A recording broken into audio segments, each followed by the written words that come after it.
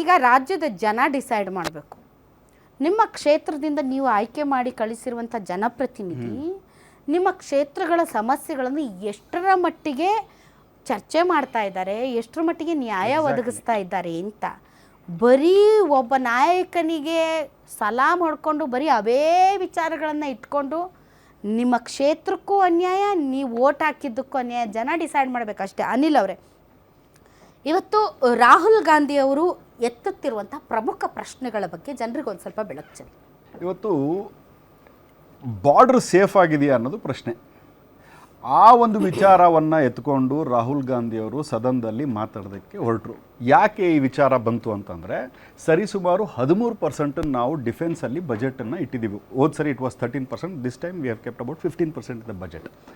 ಇಷ್ಟೊಂದು ನಾವು ದುಡ್ಡಿಟ್ಟ ಮೇಲೂ ಸಹ ನಮ್ಮ ಬಾರ್ಡ್ರಲ್ಲಿ ಚೀನಾದವರು ನಮ್ಮನ್ನು ಬಂದು ಆಕ್ಯುಪೈ ಮಾಡ್ತಾರೆ ಅಂತಂದರೆ ಇದ್ರ ಬಗ್ಗೆ ತಾವು ತೊಗೊಂಡಿರುವಂಥ ನಿಲುವೇನು ಅಂತೇಳಿ ಪ್ರಧಾನಮಂತ್ರಿಗಳಿಗೆ ಕ್ವಶನ್ ಮಾಡಿದ್ರು. The whole subject in the parliament was to discuss about the budget. Nirmala Sitharaman ಅವರು ಬಜೆಟ್ ಅವರು ಅನೌನ್ಸ್ ಮಾಡ್ತಾರೆ. ಮಾಡಾಗಿದ್ಮೇಲೆ ಬಜೆಟ್ ವಿಚಾರವನ್ನು ಕೂತ್ಕೊಂಡು ಚರ್ಚೆ ಮಾಡಬೇಕು ಅಂತೇಳಿ ಚರ್ಚೆಗೆ ಕರೀತಾರೆ. ಚರ್ಚೆಗೆ ಕರೆದಾಗ ಸಂದರ್ಭದಲ್ಲಿ ನೀವು 13% ಡಿಫೆನ್ಸ್ ಬಜೆಟ್ ಇಟ್ಟಿದ್ದೀರಿ, 50 ಲಕ್ಷ ಕೋಟಿ ನೀವು ಬಜೆಟ್ ಮಾಡಿ 13% ಇಟ್ಟಿದ್ದೀರಿ ಸ್ವಾಮಿ.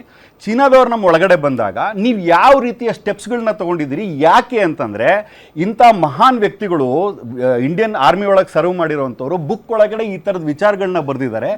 ಒಂದು ನಿಮಿಷ ಹೇಳ್ತೀನಿ ಸರ್. ಬುಕ್ ಬರೆದಿದ್ದಾರೆ. ಈ ಬುಕ್ಕನ್ನು ನಮ್ಮ ದೇಶದಲ್ಲಿ ಪಬ್ಲಿಷ್ ಆಗಿಲ್ಲದೆ ಇರೋ ಕಾರಣದಿಂದ Penguin is the publishers. Penguin is the company which has publish not in India, abroad, because as he rightly said, ಅವ್ರು ಹೇಳ್ದಂಗೆ it was been restricted in India. ಅದನ್ನು ಹೊರಗಡೆಯಿಂದ ತರಿಸ್ಕೊಂಡು ಪ್ರಧಾನಮಂತ್ರಿಗೆ ಗಿಫ್ಟ್ ಕೊಟ್ಟು, ಸ್ವಾಮಿ ನೀವು ಕೊಟ್ಟಿರುವಂಥ 13% ಬಜೆಟ್ನಲ್ಲಿ ನೀವು ಮಾಡಿರುವಂಥ ಕೆಲಸಗಳನ್ನ ನೋಡಿ. Of course yes, there is certain decisions will be taken by the hierarchy. Like prime minister ತೊಗೊತಾರೆ, ಡಿಫೆನ್ಸ್ ಮಿನಿಸ್ಟರ್ ತೊಗೊತಾರೆ, with the consultation of home minister ತೊಗೊತಾರೆ. ಇದು ದೇಶದ ಹಿತಾಸಕ್ತಿಯನ್ನು ಇದಿಗಿಟ್ಕೊಂಡು ಎಲ್ಲರೂ ಕೂತ್ಕೊಂಡು ಕೆಲವೊಂದು ಸರಿ ತೊಗೊತಾರೆ. ಕೆಲವೊಂದು ಸರಿ ಓವರ್ ನೈಟ್ ಏನಾದ್ರು ಡಿಸಿಷನ್ ತೊಗೊಳ್ಬೇಕಾದ್ರೆ chief of the army will take the call. ಇಲ್ಲಿ ಪ್ರಶ್ನೆ ಬಂದಿರೋದು ಅದಲ್ಲ. ನನ್ನ ಸ್ನೇಹಿತರು ಆವಾಗಿಂದ ಓಂ ಬಿರ್ಲಾ ಅವರ ಏನಂತೀರಿ ವಕ್ತಾರರ ಥರ ಮಾತಾಡ್ತಾ ಇದ್ದಾರೆ. ನನ್ನ ಸಿಂಪಲ್ ಪ್ರಶ್ನೆ ಇವತ್ತು ಅದನ್ನು ಸೈಡಿಗೆ ಇಟ್ಟುಬಿಟ್ರೆ, ನಾನು ಇವತ್ತು ಬಾರ್ಡರ್ಗಳು ಸೇಫ್ ಇಲ್ಲ, ಸ್ಟೇಟ್ಗಳು ಸೇಫ್ ಇಲ್ಲ, ಪಾರ್ಲಿಮೆಂಟ್ಗಳು ಸೇಫ್ ಇಲ್ಲ, ಹಿಂದೂಗಳು ಸೇಫ್ ಇಲ್ಲ. ಮತ್ತು ಈ ದೇಶದೊಳಗಡೆ ರಾಹುಲ್ ಗಾಂಧಿಗಂತ ಕೊಟ್ಟಿರೋ ಝೆಡ್ ಸೆಕ್ಯೂರಿಟಿ ತೆಗೆದ್ರು, ಸೋನಿಯಾ ಗಾಂಧಿ ಕೊಟ್ಟಿರುವಂಥ ಝೆಡ್ ಸೆಕ್ಯೂರಿಟಿ ತೆಗೆದ್ರು, ಪ್ರಿಯಾಂಕಾ ಗಾಂಧಿ ಕೊಟ್ಟಿರುವಂಥ ಝೆಡ್ ಸೆಕ್ಯೂರಿಟಿ ತೆಗೆದ್ರು. ಇವತ್ತು RSS ಆಗಲಿ BJP ಆಗಲಿ ಈ ದೇಶಕ್ಕಾಗಲಿ ಒಂದು ಹನಿ ರಕ್ತ ಹರಿಸಿರೋರು ತೋರಿಸಿ ನೀವು.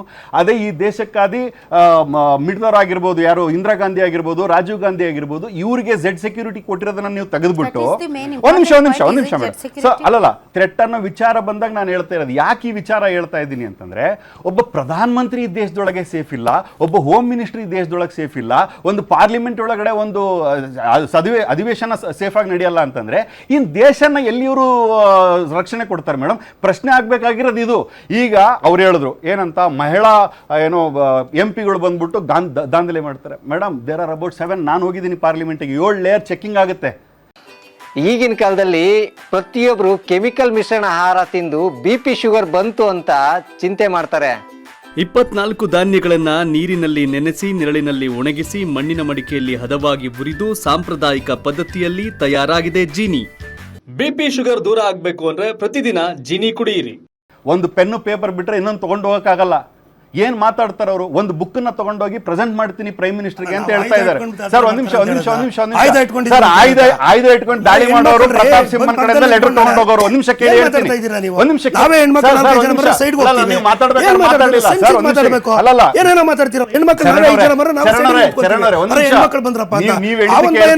ಕೇಳಿ ಚರಣ್ ಅವರೇ, ನೀವ್ ಇನ್ನೇನ್ ಇಟ್ಕೊಂಡು ಮಾತಾಡ್ತೀರಾ? ಪ್ರಧಾನಿಗಳಿಗೆ ಹೆಣ್ಮಕ್ಳ ಭಯ ಅಂತಲ್ಲ ಮೇಡಮ್, ಬೇರೆ ಏನೋ ಆದ್ರೆ ಅಲ್ಲಿ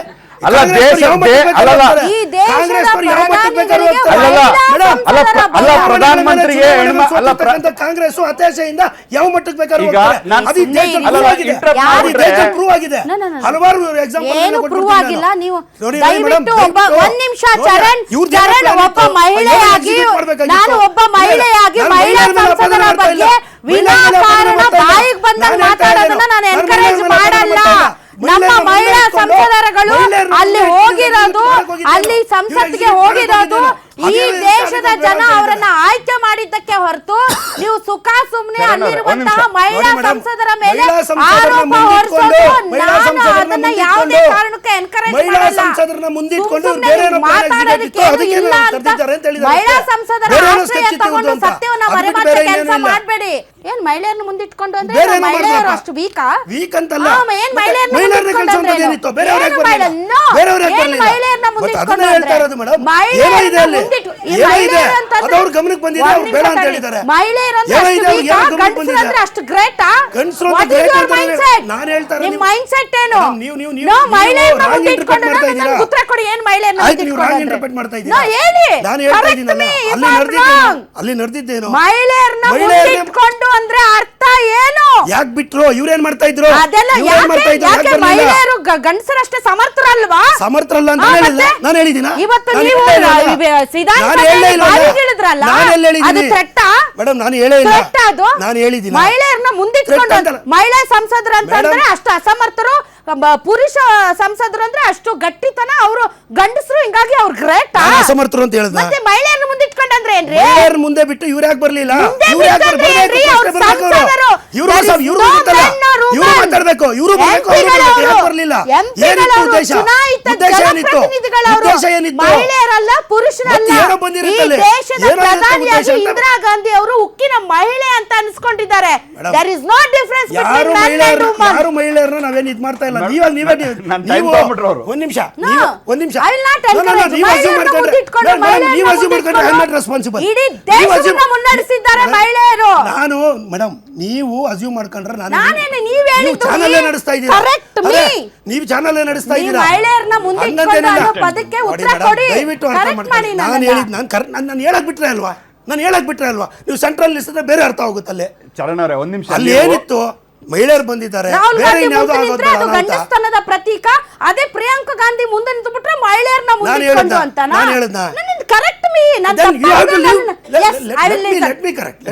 ಹೇಳಿ ಬಿಡಿ ಮೇಡಮ್. ಹೆಣ್ಣು ಮಕ್ಕಳು ಹೋಗಿದ್ದಾರೆ, ಬೇರೆ ಏನೋ ಪ್ಲಾನ್ ಇರ್ತದೆ ಅವ್ರದ್ದು, ಇನ್ನೆಲ್ಲ ಎದ್ದು ಬರೋದು, ಬೇರೆ ಇನ್ನೇನೋ ಆಗೋದು. ಅಲ್ಲಿ ಸಭೆ, ಅಲ್ಲಿ ನೋಡಿ, ಅಲ್ಲಿ ಹೇಳೋದನ್ನ ಅರ್ಥ ಮಾಡ್ಕೊಳ್ಳಿ ಮೇಡಮ್, ಹೇಳೋದನ್ನ ಅರ್ಥ ಮಾಡ್ಕೊಳ್ಳಿ. ಒಂದು ಸದನ ಮತ್ತೆ ಇನ್ನೇನೋ ಆಗಿ ಒಂದು ಪ್ರಧಾನಿ ಮೇಲೆ That is a criminal offense. ಅಲ್ಲಲ್ಲ, If it is ಆಗೋದು ಬೇಡ ಅಂತ threat to ಹೇಳ್ತಿದ್ದಾರೆ. peer. ಅಂದ್ರೆ ಅವ್ರ ಮೇಲೆ crime ಆಗೋ- ಏನೋ criminal ಒಂದು action ಆದ್ಮೇಲೆ- ತಗೋಬೇಕು ಬಿರ್ಲಾ ಅವರು. ಏನೋ ಒಂದು ಆದ್ಮೇಲೆ ಥ್ರೆಟ್ ಇದೆ, ಆಗೋಕ್ ನೀವು ಇಲ್ಲಿ ಮುಂಚೆ- ಮಾಡಬೇಡಿ, ನೀವು ಅಲ್ಲಿ ಭಾಷಣ ಮಾಡಿ ಈಗ ಅಂತಂದ್ರೆ ಮೇಡಮ್, ಈಗ ಅವ್ರ ತರನೇ ಹೋಗೋಣ ಮೇಡಮ್. ಈಗ ಅವ್ರ ತರನೇ ಹೋಗೋಣ ಮೇಡಮ್.